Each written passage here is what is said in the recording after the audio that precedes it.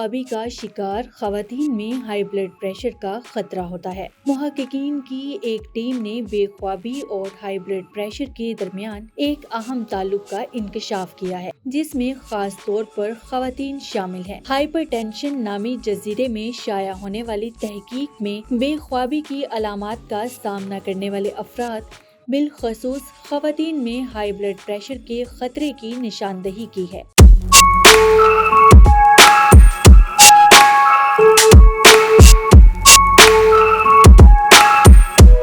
اس تحقیق میں 67,122 شرکاء کی پیروی کی گئی، جن کی عمریں 25 سے 42 کے درمیان تھی۔ نتائج کے مطابق نیند کی دشواریوں میں مبتلا خواتین کے وزن میں اضافہ، کم جسمانی سرگرمی اور ناکافی غذا دیکھنے میں آئی ہے۔ تحقیق سے مزید پتہ چلا ہے کہ جو خواتین رات 7 سے 8 گھنٹے سے کم سوتی ہیں یا جن کو سونے میں دشواری کا سامنا ہے، ان میں ہائی بلڈ پریشر کا خطرہ نمایاں طور پر زیادہ ہوتا ہے۔